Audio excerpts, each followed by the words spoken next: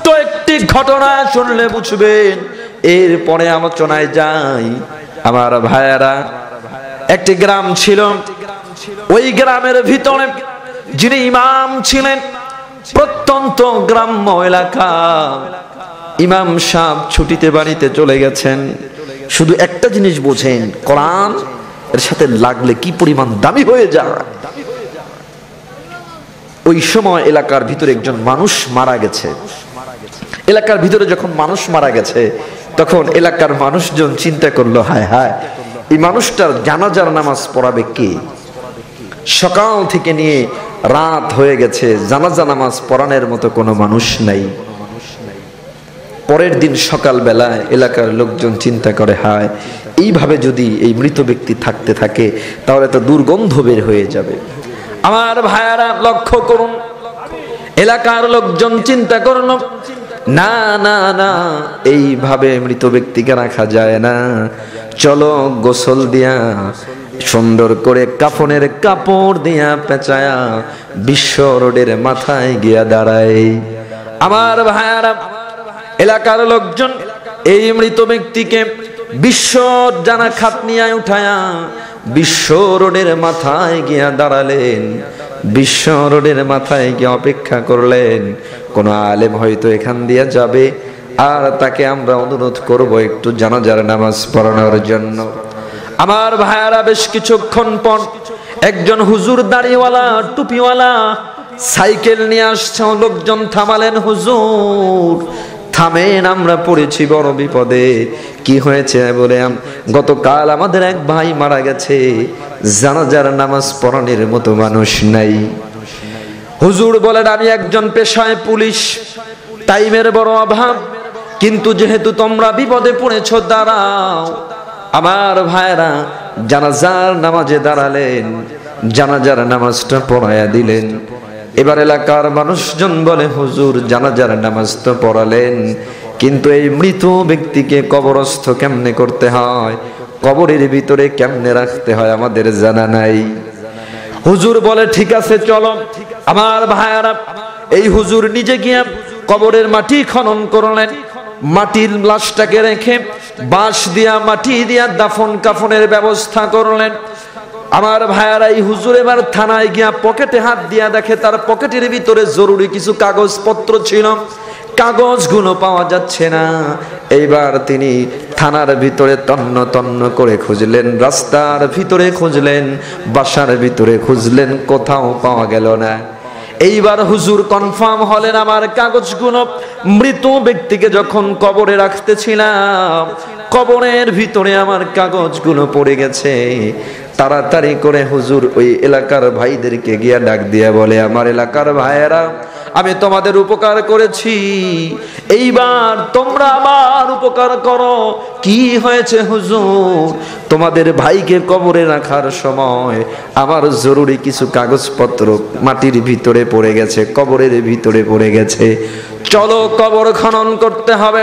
আমার ভাইয়ারা, এলাকার লোকজন বলে, হুজুর মৃত ব্যক্তিকে কবর দেওয়ার পর কবর খনন করা জায়েজ আছে কি জায়েজ নাই আমাদের জানা নাই, কিন্তু যদি জায়েজ থাকে চলেন কবর খনন করে আপনার উপকার করতে চাই। হুজুর বলে, যেহেতু মাত্র 40টা মিনিট আগে কবরস্থ করা হয়েছে, লাশ এখনো ফলে নাই, ফাটে নাই, সুতরাং কবর খনন করা যাবে। এলাকার লোকজন যেহেতু কখনো কবর খনন করা দেখে নাই, হাজার হাজার মানুষের ভিড় কবরস্থানের দিকে রওনা করেছে। আমার ভাইয়ারা, হুজুর বর্ণনা করছেন, মাওলানা জুলফিকার আলী নকশবন্দি তার খুতুবাতের ভিতরে বর্ণনা করছে, মাত্র 40টা মিনিট আগে যাকে কবরে রাখা হলো, সামান্য একটা শাপল দিয়া কবরের সামান্য পরিমাণ মাটি সরানোর সাথে সাথে ওই মাটির ফাঁক দিয়া জান্নাতের মিশকে আম্বারের গ্রান ছড়ে পড়েছে। সুবহানাল্লাহ। বাড়িতে গিয়া বলবেন, একসাথে চিৎকার দিয়ে বলেন না সুবহানাল্লাহ। আমার ভাইয়েরা, হুজুর বর্ণনা করেন, মাত্র 40টা মিনিট আগে আমি যাকে কবরে রাখলাম, মাটিগুলো উপর থেকে 3 ইঞ্চি মাটি সরানোর সাথে সাথে দেখি কবরের ভিতরে কোনো মাটি আর বাস নাই। গোটা কবরটাকে আমার আল্লাহ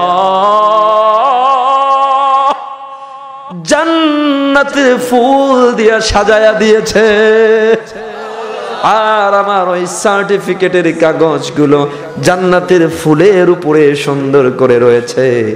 আমি কাগজটা তাড়াতাড়ি নিলাম, তাড়াতাড়ি নিয়া এলাকার লোকজনদেরকে মাটি চাপা দিয়া এলাকার লোকজনদেরকে ডাক দিয়া বললাম, আমার ভাইয়েরা, আমার থানায় যাওয়া পড়ে আগে আমাকে বলো, এই যে লোকটা যার জানাজার নামাজ আমি পড়াইলাম, যাকে আমি 40টা মিনিট আগে কবরে রাখলাম, 40টা মিনিটের ব্যবধানে আমার আল্লাহ যার কবরটাকে জান্নাতের বাগান বানায়া দিলেন, আগে বলো এই লোকটার এমন কি আমল ছিল যে আমলের কারণে আমার আল্লাহ কবরটাকে জান্নাতের বাগান বানিয়েছে।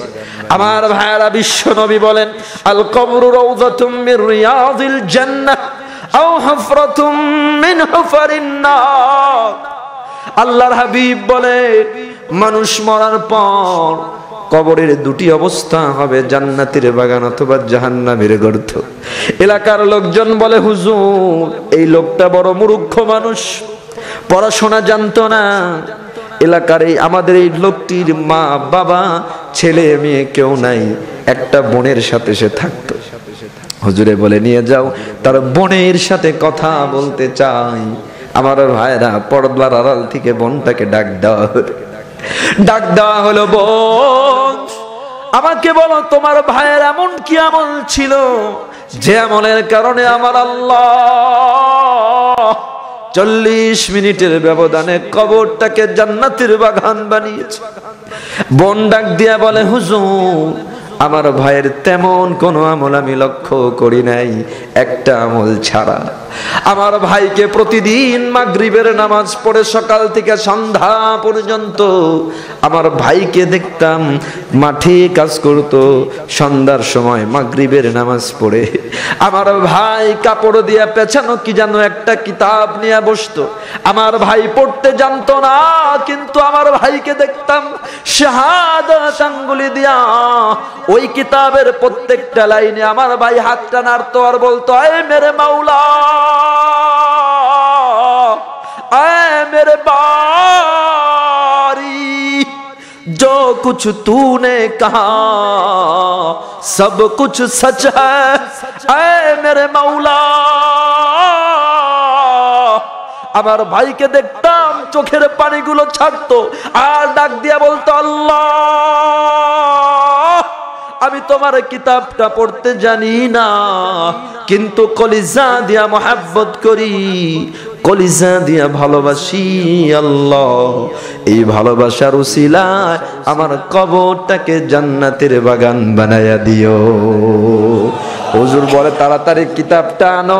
কিতাব এনে দেওয়া হলো।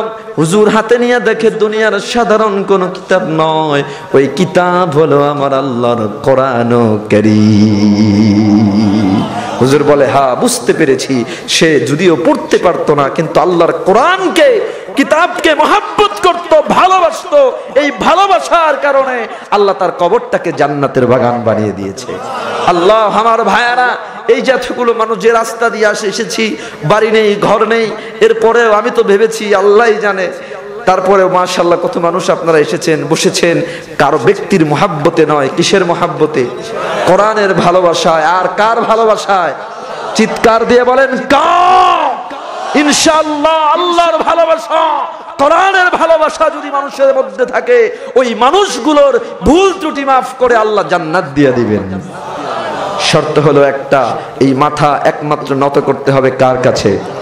চিৎকার দিয়ে বলেন, এই মাথা একমাত্র নত হবে কার কাছে? কোন মাজারে মাথা নত করা যাবে? কোন পীরের দরবারে মাথা নত করা যাবে? কোন পীরের দরবারে মান্নত মানা যাবে?